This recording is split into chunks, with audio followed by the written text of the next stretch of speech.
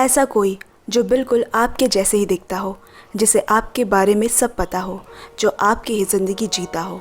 कैसे एक ही इंसान दो अलग अलग जगह पे मौजूद हो सकता है? क्या उसे कोई रोक पाएगा? Hello everyone, welcome back to my channel movie stripe. दोस्तों, आज की Japanese science fiction horror movie जिसका नाम है बाय लोकेशन, जिसकी कहानी बिल्कुल ही सर चकरा देने वाली है। आपको भी ये कहानी ज़रूर पसंद आएगी। इस मूवी के डायरेक्टर है मारी आसातो और IMDb रेटिंग 6.8 है। तो वीडियो को शुरू करते हैं। कहानी को एंजॉय कीजिए और हमारे एक्सप्लेनेशन आपको अच्छे लगते हैं तो आगे बढ़ने से पहले दोस्तों प्लीज़ सब्सक्राइब करें ताकि हमें भी मोटिवेशन मिले और ऐसे ही नई वीडियो से एंटरटेन करते रहें। शिनोबु ताकामारू आने वाले आर्ट कंपटीशन एग्जीबिशन के लिए अपने बालकनी व्यू की पेंटिंग बनाने की कोशिश कर रही है। इतने में डोरबेल बजता है। दरवाजे पे मसारू होता है जो अभी अभी इस बिल्डिंग में शिफ्ट हुआ है। मसारू पार्शली ब्लाइंड, मतलब उसकी नज़र थोड़ी कमज़ोर होती है। जल्द ही दोनों एक दूसरे को पसंद करने लगते हैं और अब शिनोबु मसारू के साथ लिव इन रिलेशन में उसी के अपार्टमेंट में रहने लगी जो एक फ्लोर नीचे है। दोनों एक साथ बहुत खुश है। अब शिनोबु का पेंटिंग बनाना बहुत कम हो गया, जिसकी वजह से उसका अपने अपार्टमेंट में जाना भी कम हो गया है। एक दिन मसारू ने शिनोबु से कहा कि आज उसने उसे मार्केट में देखा, लेकिन शिनोबु कहती है मैं तो आज सारा टाइम घर पर ही थी। फिर दोनों उस बात को इग्नोर कर देते हैं। अगले दिन शिनोबु सुपरमार्केट में होती है। बिलिंग से पहले वो अपना अकाउंट बैलेंस चेक करती है। दरअसल इस पेंटिंग कंपटीशन के लिए जॉब छोड़े उसे 3 महीने से ऊपर हो चुके हैं और सेविंग्स ख़त्म होती जा रही है। जब बिलिंग काउंटर पे उसने पैसे दिए तो स्टाफ उस पे फेक करेंसी का एलिगेशन लगाता है, क्योंकि कुछ देर पहले ही वो सेम सीरियल नंबर की करेंसी देकर गई थी। CCTV फुटेज देखकर शिनोबु पूरी शॉक्ड हो जाती है, क्योंकि उस टाइम तो वो घर पर थी। स्टाफ ने तुरंत डिटेक्टिव को फ़ोन किया और उसे अरेस्ट कर लिया गया। शिनोबु पुलिस को समझाने की कोशिश करती है कि ये कोई मिसअंडरस्टैंडिंग है। डिटेक्टिव कहता है मुझे पता है तुम निर्दोष हो। उसके बाद उसने दोनों सेम सीरियल नंबर की करेंसी नोट को निकाला, एक जो शिनोबु ने काउंटर में दिया था और दूसरा उसके हमशक्ल ने। कुछ मिनटों बाद दूसरा वाला नोट धुआं बनकर उड़ जाता है। ये सब देख शिनोबु शॉक्ड हो जाती है। उसके बाद पुलिस उसे अपने साथ कहीं ले जाता है। जब शिनोबु उस जगह पहुंची तो वहां और भी 2-3 लोग बैठे होते हैं जो इसी तरह की सिचुएशन फेस कर रहे हैं। ग्रुप के ऑर्गेनाइज़र माकोतो लित्सुका उसे बताता है जिस सिचुएशन को वो फेस कर रही है उसे बाय लोकेशन कहा जाता है और ये कोई नई बात नहीं है। इससे पहले भी दुनिया में इसे देखा और इस पे रिसर्च किया गया है। बाय लोकेशन बिल्कुल तुम्हारी कार्बन कॉपी होती है। इनका ओरिजिन किसी को नहीं पता। इनमें भी सेम तुम्हारी ही यादें होती है और तुमसे किसी भी चीज़ में कम नहीं होते, लेकिन तुम्हें कभी पता नहीं चलता कि तुम्हारा बाय लोकेशन इस वक्त कहाँ और क्या कर रहा है, और वो तुम्हारी लाइफ को इम्पैक्ट भी कर सकता है। ये अपना अस्तित्व कुछ समय के लिए ही बनाते हैं, फिर गायब हो जाते हैं। ऐसा ये बार बार करते हैं। उस रूम में सारे बाय लोकेशन के विक्टिम्स ही होते हैं। ताकुमी मिताराई एक स्टूडेंट, मायुमी कादोकुरा एक हाउसवाइफ, तकाशी कानो एक डिटेक्टिव और लित्सुका ग्रुप का ऑर्गेनाइज़र। पर शिनोबु को उनकी बातों पे यकीन नहीं आया, क्योंकि उसने कभी अपना बाय लोकेशन नहीं देखा है। वो रूम से बाहर निकले ही थी कि उसे भी उसका बाय लोकेशन वहीं दिख जाती है, जो थोड़ी देर में गायब भी हो गई। शिनोबु डर जाती है। लित्सुका उससे कहता है वो बस उसकी मदद करना चाहता है। वापस घर छोड़ते वक्त मायुमी उसे अपनी कहानी बताती है। उसके बेटे को बचपन से एक लाइलाज बीमारी है और उसके लिए परेशान रहती है। शुरू में हॉस्पिटल के स्टाफ्स उसे किसी किसी जगह पे उसके दिखने की बात कहते थे जहां वो एक्चुअल में नहीं गई होती।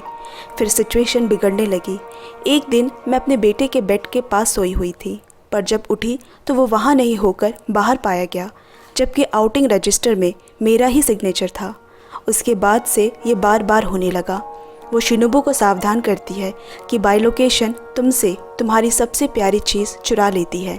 शिनोबु अपनी सबसे प्यारी चीज़ मसारू को सोचती है। तभी अचानक एक औरत बाहर विंडो से टकराती है और बार बार कहती है मुझे मेरा बच्चा वापस कर दो। वो मायुमी की ही बाय लोकेशन थी। शिनोबु भी सोच में पड़ गई कि असली कौन है, बाहर खड़ी औरत या मेरे साथ अंदर बैठी। हॉस्पिटल पहुंचकर मायूमी अपने बेटे को हमशक्ल वाली बात बता देती है और उसके हाथों में एक मिरर देकर कहती है कि अगर मैं इसमें ना दिखूं तो समझ जाना वो मैं नहीं कोई और है, क्योंकि बायोलोकेशन की मिरर में कोई रिफ्लेक्शन नहीं दिखती। यहाँ डिटेक्टिव भी शिनोबू को एक मिरर देकर कहता है किसी से भी मिलने से पहले इसमें चेक कर ले। फिर डिटेक्टिव ने बताया कि उसका चीफ उस पर बहुत सख्ती करता था, पर वो सब कुछ सहता रहा क्योंकि उसका प्रमोशन होने वाला था और एक दिन उसे पता चला उसके चीफ पे अटैक हुआ है जिसका इल्ज़ाम उस पर लगाया गया है। इतना ही नहीं, उसे सस्पेंड भी कर दिया गया। उसे बाद में पता चला कि ये काम उसके बायोलोकेशन का था। अब वो अपने बायोलोकेशन को जान से मार देना चाहता है। ये कहते हुए उसके चेहरे पे गुस्सा साफ नज़र आ रहा था। थोड़ी देर बाद वहाँ से दोनों अपने रास्ते निकल गए, पर अगले ही मोड़ पे डिटेक्टिव शिनोबू को फिर मिलता है। इस बार जब उसने मिरर से चेक किया तो उसका रिफ्लेक्शन नहीं दिखा। शिनोबू समझ जाती है। गुस्से में वो शिनोबू को बहुत मारता है। इतने में असली डिटेक्टिव पहुंचकर अपने बायोलोकेशन को मारने लगा और फिर उसका बायोलोकेशन गायब हो जाता है। यहाँ मसारू शिनोबी से दोबारा उसके कहीं पे दिखने की बात करता है। इस डर से कि बायोलोकेशन मसारू के करीब आना चाहती है, वो ग्रुप ज्वाइन करने का डिसीजन लेती है। इस ग्रुप के 2 रूल्स हैं।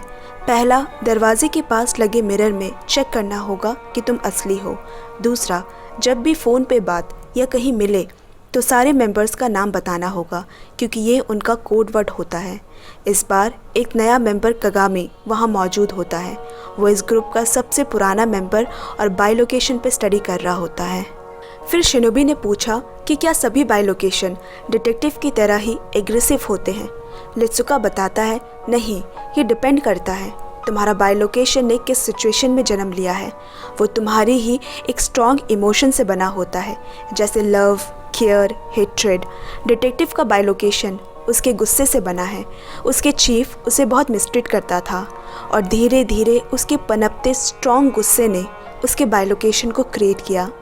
बायोलोकेशन ज़्यादा से ज़्यादा ओरिजिनल के 1.5 किलोमीटर के दायरे में ही रह सकता है।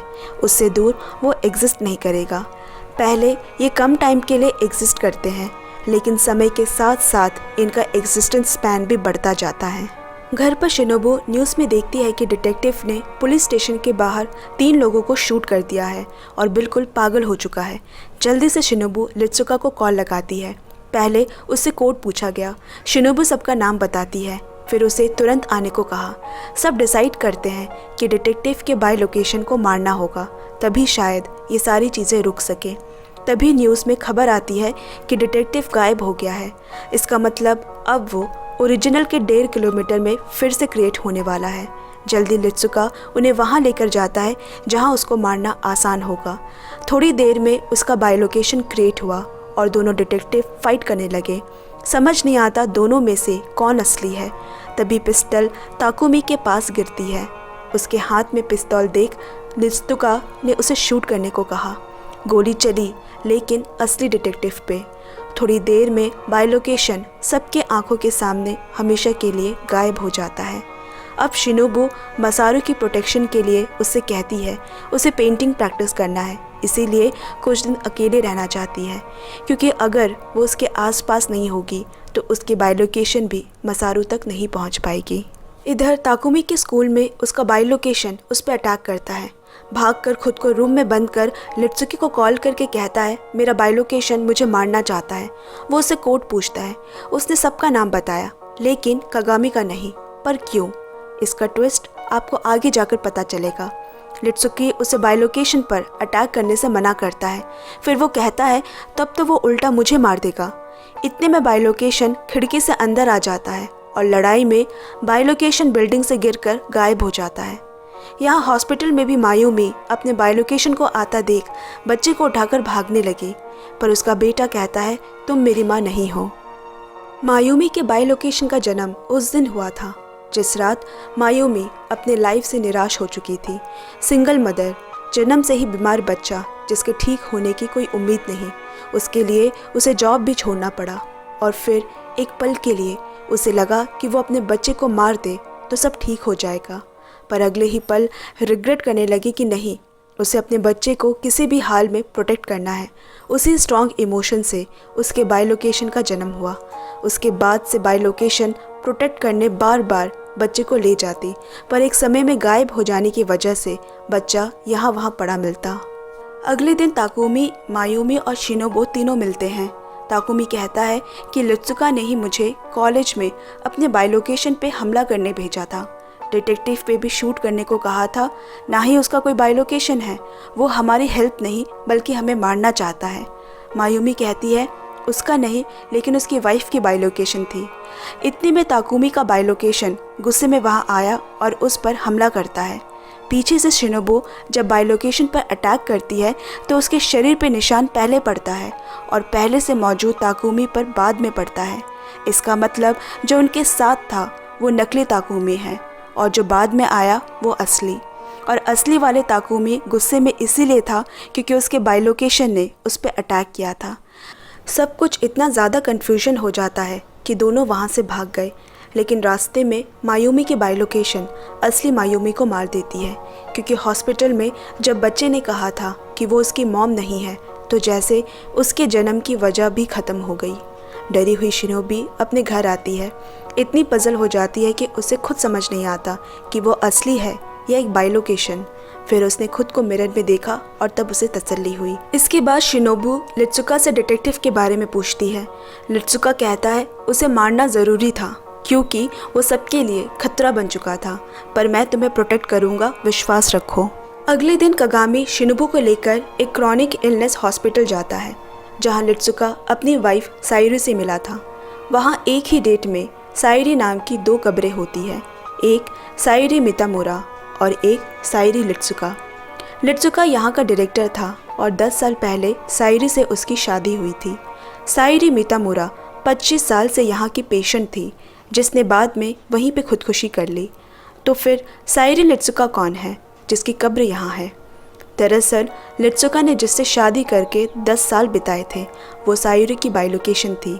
जिस दिन असली साइरी ने खुदकुशी की थी उसी दिन उसकी बायोलोकेशन भी हमेशा के लिए गायब हो गई। शिनोबू के चले जाने के बाद दूसरी तरफ से एक और शिनोबू वहाँ आई जिसे लित्सुका ने वहाँ भेजा था, पर हैरानी की बात है कि वो कगामी को नहीं जानती। कगामी उसे कहता है परेशान होने की ज़रूरत नहीं, अब सब ठीक है। जब शिनोबू अपने अपार्टमेंट पेंटिंग करने गई तो अपार्टमेंट में पहली बार अपने बायोलोकेशन को देखकर चौंक जाती है। सच्चाई जानने दोबारा लित्सुका के पास गई। अब यहाँ से चीज़ें रिवील होना स्टार्ट होती है। शिनोबू के ऊपर फ्लोर पे जो रहती है उसका नाम शिनोबू किरीमुरा है, जिसकी शादी नहीं हुई है और ना मसारू को पहचानती है। स्टार्टिंग में फेक करेंसी वाली जिस शिनोबू को दिखाया गया था वो मिस शिनोबू किरीमुरा होती है, ना कि शिनोबू ताकामुरा। दरअसल उनके यहाँ 2 सपोर्ट ग्रुप है, एक ओरिजिनल्स का जो रेड रूम में होते हैं और एक बायोलोकेशंस का जो ग्रीन रूम में होते हैं। और कागामी स्पेशल इसीलिए है क्योंकि वो बायोलोकेशंस के ग्रुप में होता है जिसका कोई बायोलोकेशन नहीं है। इसीलिए कोड में मेंबर्स का नाम पूछा जाता है। अगर कगामी का नाम नहीं लिया तो मतलब वो ओरिजिनल है। तभी असली शिनोबू कगामी को उस दिन पहचान नहीं पाती। अब लित्सुका उसे एक और सच्चाई बताता है जिसे सुनकर शिनोबू के पैरों तले ज़मीन खिसक जाती है। अभी जो शिनोबू उसके सामने खड़ी है वो ओरिजिनल नहीं बल्कि एक बायोलोकेशन है। वो कहती है ये कैसे हो सकता है क्योंकि मिरर में तो मेरी रिफ्लेक्शन दिखाई देती है। दरअसल बायोलोकेशन अपनी ही परछाई मिरर में देख पाती है क्योंकि वो खुद को रियल समझते हैं, जबकि नॉर्मल इंसान को बायोलोकेशन की रिफ्लेक्शन नहीं दिखेगी। फिर भी शिनोबू को यकीन नहीं आया। फिर लित्सुका उसे वो दिन याद करने को कहता है जब पहली बार उसने अपने हमशक्ल को देखा था। अगर तुमने मिरर में एक रिफ्लेक्शन देखा मतलब तुम ओरिजिनल हो, लेकिन अगर तुमने 2 रिफ्लेक्शंस देखा तो तुम बायोलोकेशन हो। उसे समझ आ जाता है कि वो एक बायोलोकेशन है।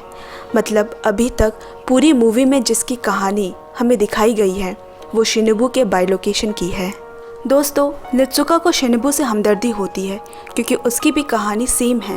वो यही चाहता है कि मसारू और बायोलोकेशन शिनोबू दोनों साथ अपनी ज़िंदगी गुजारे, लेकिन ये तभी पॉसिबल है जब ओरिजिनल और बायोलोकेशन के बीच समझौता हो और एक दूसरे के बारे में पता होने के बावजूद दोनों अपनी अपनी लाइफ जिए। उसी दिन मसारू उसके घर वापस आने की खुशी में उसे वेडिंग रिंग देता है। अब यहाँ ओरिजिनल शिनोबू को आर्ट एग्जीबिशन से कॉल आया कि उसकी पेंटिंग कंपटीशन में जीत गई है। अगले दिन जाकर देखती है कि विनर पेंटिंग उसकी नहीं बल्कि बाइलोकेशन शिनोबू ताकामुरा की है। पेंटर बनना ही असली शिनोबू का ओनली पैशन है और ये कंपटीशन जीतना उसके लिए बहुत ज़रूरी था। शिनोबू के बाइलोकेशन का जन्म उस दिन हुआ था जब मूवी की शुरुआत में डोरबेल बजी थी। दरवाज़ा खोलने से पहले उसका ध्यान सामने रखे मिरर पे पड़ा। उसके चेहरे पे रंग लगा था, बाल बिखरे थे। फिर वो सोचने लगी ऐसे कब तक वो लोगों से कटकर अकेली रहेगी। उसे खुद को बदलना होगा और इसी स्ट्रॉन्ग इमोशन ने उसके बाइलोकेशन को क्रिएट किया। मतलब दरवाज़ा खोलने वाली बाइलोकेशन थी और मसारू को प्यार भी बाइलोकेशन से हुआ था। यहाँ दोनों ताकुमी मिलकर लित्सुका को मार देते हैं क्योंकि उनका ये कहना है कि उसने उनकी लाइफ के साथ खेला है, पर अब दोनों ने एक दूसरे से कॉम्प्रोमाइज़ कर लिया है। अब दोनों शिनोबू आमने सामने होते हैं। बाइलोकेशन उससे उसकी लाइफ जीने की रिक्वेस्ट करती है और मसारू को अपना ले क्योंकि वो जानती है कि उसका कोई अस्तित्व नहीं और मसारू उसके लिए सब कुछ है।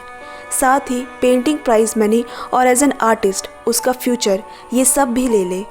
पर असली शिनोबू गुस्से में कहती है कि मेरी लाइफ में पेंटिंग के अलावा कोई नहीं, मैं कैसे किसी अनजान को अपना हस्बैंड बना लूँ, और सोचने का वक्त मांगती है। दोनों अपने अपार्टमेंट वापस आते हैं।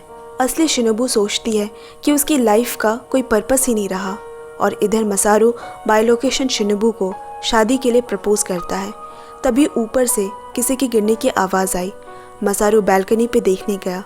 नीचे ओरिजिनल शिनोबू की डेड बॉडी पड़ी होती है।